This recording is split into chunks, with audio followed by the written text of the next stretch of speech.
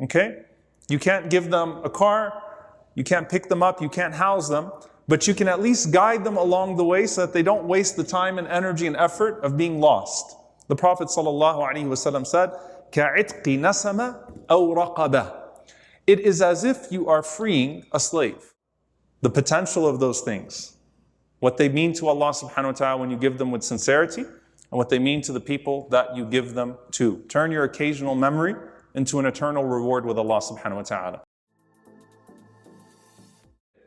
I came across this beautiful hadith from the Prophet sallallahu alaihi wasallam that got me thinking about this subject. And it's an authentic hadith from al-Bara radiyallahu ta'ala anhu, where the Prophet sallallahu alaihi wasallam said, "Man manaha minhata laban, aw minhata wariq, aw hada zuqaqan ka'itqi nasama aw raqaba." Sallallahu alaihi wasallam, he said that whoever lends an animal to someone so that they can benefit from its milk. Keep in mind what I'm saying because it's very specific for a reason. I want you to think in that society, if you own a goat and you are not someone who has the means by which you can actually donate entire animals. You can't give away your entire animal.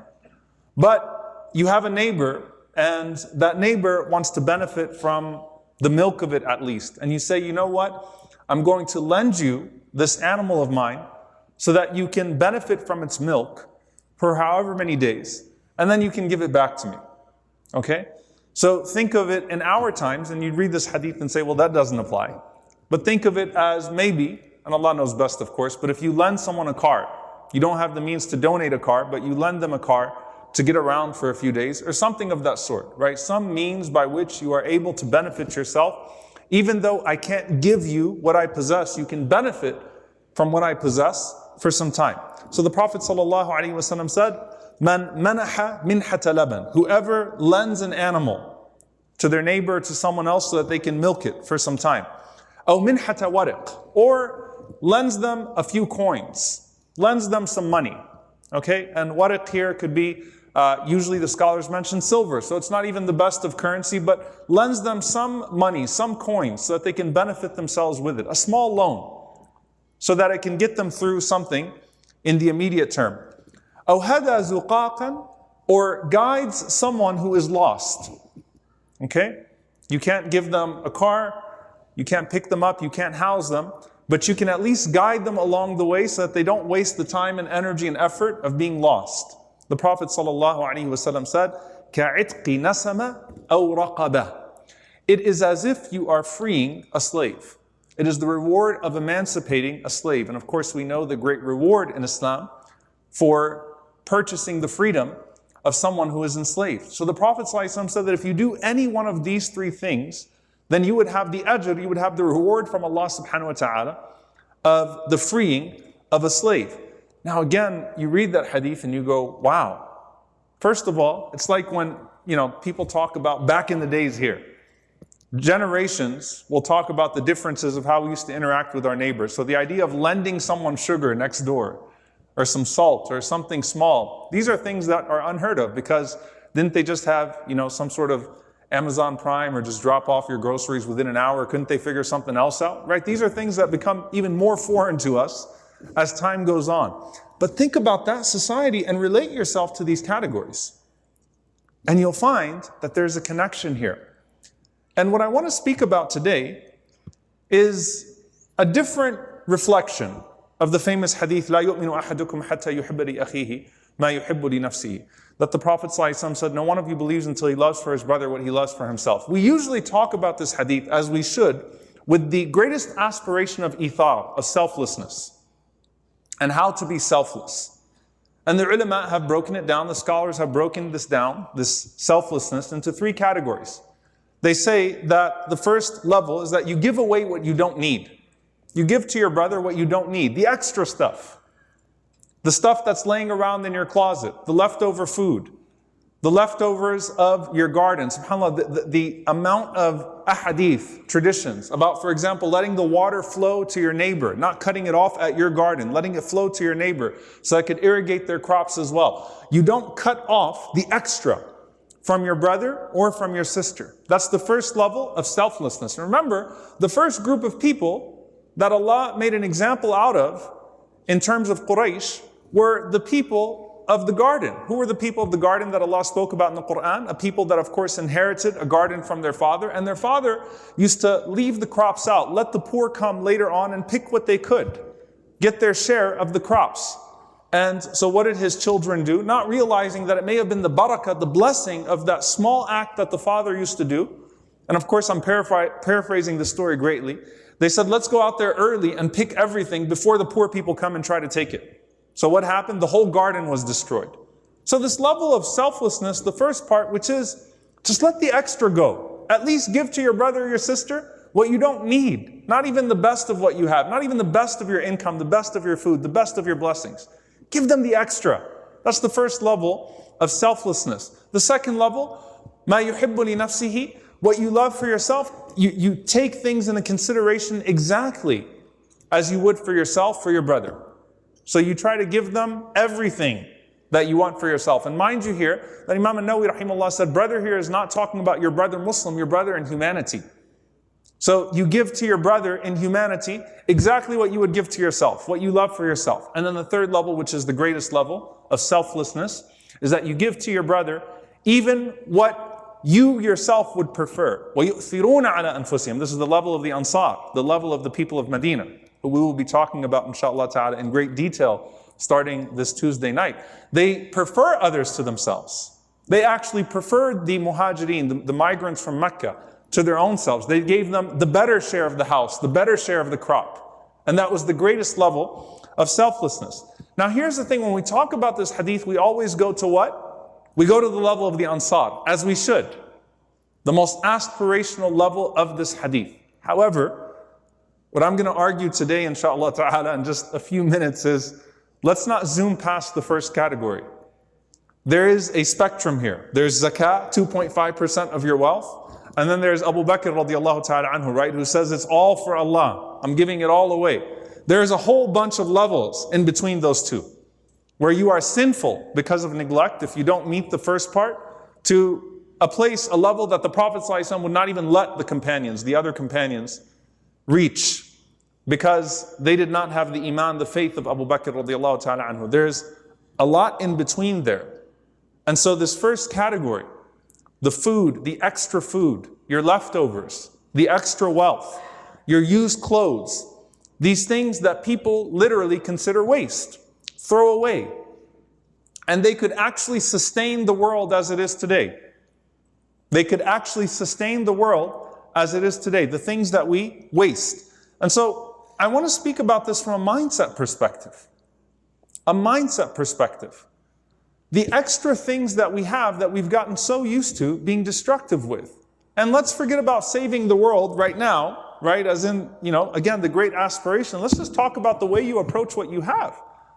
The way you approach the gifts that Allah subhanahu wa ta'ala has given to you. And I said this khutbah is not going to be about recycling. I mean, not entirely about recycling, right? But even that, maybe you're not going to reverse climate change and everything that's happening, but at least you have a connection. You have a mindset of thinking very deeply about the consequences of your small things, the consequences of the small things that you have, the small actions. And so it's a mindset. If you go to your closet and you see things in your closet that you haven't worn for a year or two, that means you don't need it. Give it away. And they'll just throw it into a bag and not bother ironing it and making it look nice and presentable. Give it away as a gift. Do the best that you can with it. You don't have to perfume it, but you could iron it and get it cleaned up and present it in the best way. SubhanAllah, the discrepancy when we ask people to bring blankets for those people that literally freeze to death in Dallas in the winter outages, right? Some people threw their blankets and you could have just cleaned them up. Some people went and bought the newest ones, the weighted blankets, and I can tell you, SubhanAllah, the look in the eyes, I'll never forget when one of the workers in the convention center saw a weighted blanket. He said, whoa, this is a weighted blanket. He started telling the other workers, you know what this is? As if it was, the most precious asset in the world. And you might not even be thinking about that when you're just throwing things, right? But think about it. Those things that are in your closet, it's actually an assignment for you. I say khutbahs aren't practical. Go to your closet. If you haven't worn it for a year or two, give it away. It's time to go. Teach your children that if it's a toy that you haven't played with, I don't care how much you love it, what your game console is, you haven't played with it for a long time, give it away. Let's package it. Let's give it away. Let's make something special out of this. Your old phone. I know that people try to keep up with the models, right? And you try to get your trade-in value. You know, take it to the store and you get this much in return. Your old iPhone could be a new iPhone for somebody else.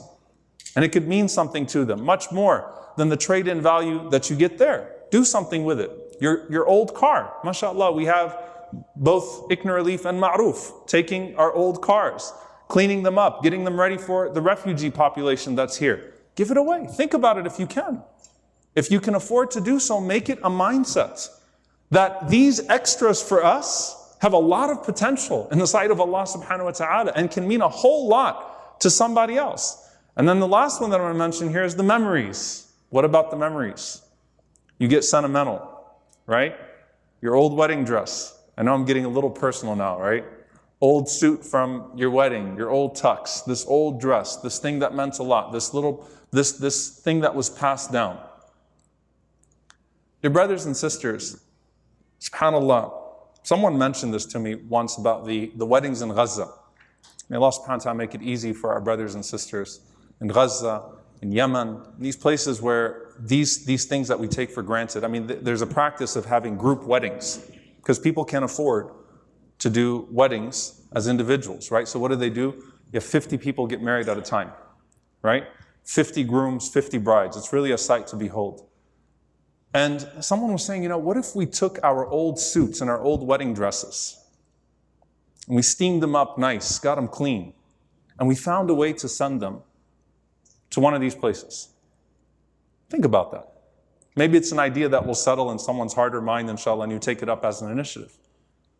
The blessings of Ramadan, the leftover food, when it's packaged up properly and gone and delivered to the homeless every single night. Special. It means something, dear brothers and sisters.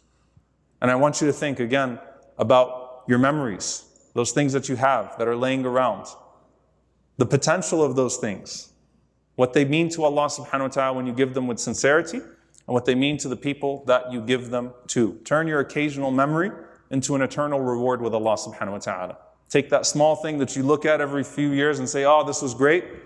Let it be something that you get to stare at with pleasure on the Day of Judgment eternally and in Jannah, because it is one of the means by which you qualify for the mercy of Allah subhanahu wa ta'ala. And so I'll end with this. When you're trying to trade in your car, you think of trade-in value, pawn shops, even that at some point will probably go away. All of these little things, right? What's the trade-in value? What can I still get out of these things when I don't really care for the extras anymore, the extra leftovers, the extra food, the extra used clothes, the extra things? Hadith from the Prophet sallallahu alaihi wasallam, an agreed upon narration from Aisha radiallahu ta'ala anha. She gives this scenario, the Prophet sallallahu alaihi wasallam gives this scenario to her of a family.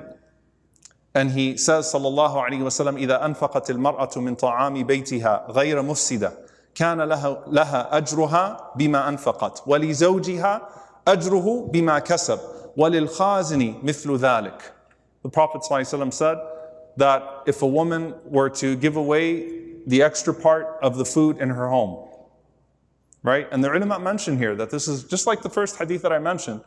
This is not the super valuable stuff. This is the extra stuff that we're talking about here. This is the first category, the extra stuff. And she said that, I'm going to give this away. And the assumption here is that she was not the one that earned it, right? She's at home and she's eating it, and the husband was the one that earned it. So the Prophet ﷺ said, she will have the ajr. This woman in this scenario would have the reward of what she gave away, even though she did not necessarily earn the income in that situation for the food that was there. But she'll have the full reward. And the Prophet ﷺ said, and the one who earned it will have the full reward as well. And even the khazin, the one who keeps it, the one who preserves it. So think about the one who puts the food and puts it in a box and says, I'm going to be the one that delivers it. And in this case, the one who stores it away has the full reward. The Prophet ﷺ said, لا ينقص بعضهم أجر بعض شيئا. Not a single one of them will take from the reward of the other. One person has the reward of the kasb, the earning. The other person has the reward of the infaq, the giving. The other person has the reward of the transferring, the hifd, the transferring, or the preserving of that charity. And Allah counts each of it, each particle of it, for each one of them, fully, without taking anything away from them. That's what it could mean to you, what it could mean to that person. Another hadith from Aisha radiallahu ta'ala anha, where the Prophet ﷺ said to her to set up a barrier between herself and Jahannam. وَلَوْ بِشِقِّ تَمْرَةٍ, even with half a date. And the Prophet ﷺ said, فَإِنَّهَا تَسُدُّ مِنَ الْجَائِعِ مَسَدَّهَا مِنَ الشَّبْعَانِ. The Prophet ﷺ said that it settles the hungry in the place of the full. And what that means, according to many of the scholars, is that the sweetness of that date. You know, someone who's very hungry, maybe that date is not going to fully fill their stomach. That half a date's not going to fully fill their stomach. But the nutrition of it, the sweetness of it, would at least make it more bearable. You know, in the Syrian refugee camps, many of you, MashaAllah, donated what you donated. Those toys that you give out there in those Syrian refugee camps, the kids are not asking what color is it and is it the latest model. It's a toy.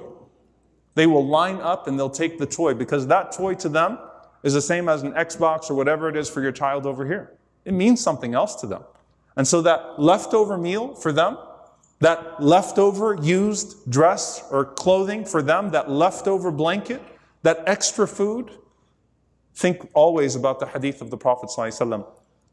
If a person would even take an animal over to their neighbor and say benefit from its milk for a few days, and that's the reward of freeing a person from slavery. And the Prophet ﷺ said to free someone from slavery is to free your entire body from the fire. SubhanAllah. Allah writes it down. So let's take that mindset of the Prophet ﷺ and learn through that detachment from this world, detachment from greed, and increase, inshaAllah ta'ala, in that focus on what these little things could be. May Allah make them mountains of reward for us on the Day of Judgment. And may Allah subhanahu wa ta'ala allow our hearts to be connected to Him and towards that which benefits us. Allahumma ameen. Aqulu qawli hadha wa astaghfirullah li wa lakum wa li sa'il muslimin fastaghfiru innahu al-ghafurur rahim.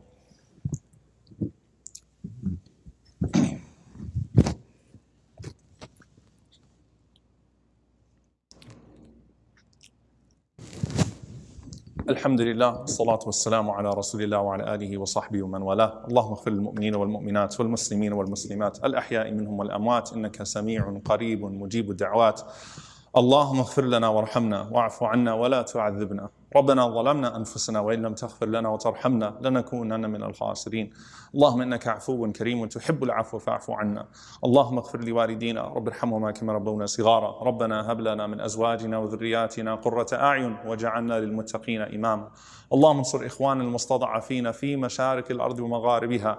اللهم انصر إخواننا المستضعفين في مشارق الأرض ومغاربها. اللهم أهلك الظالمين بالظالمين وأخرجنا وإخواننا من بينهم سالمين. عباد الله، إن الله يأمر بالعدل والإحسان وإيتاء ذي القربى وينهى عن الفحشاء والمنكر والبغي يعظكم لعلكم تذكرون. فاذكروا الله يذكركم واشكروه على نعمائه يزد لكم ولذكر الله أكبر والله يعلم ما تصنعون. وأقيموا الصلاة.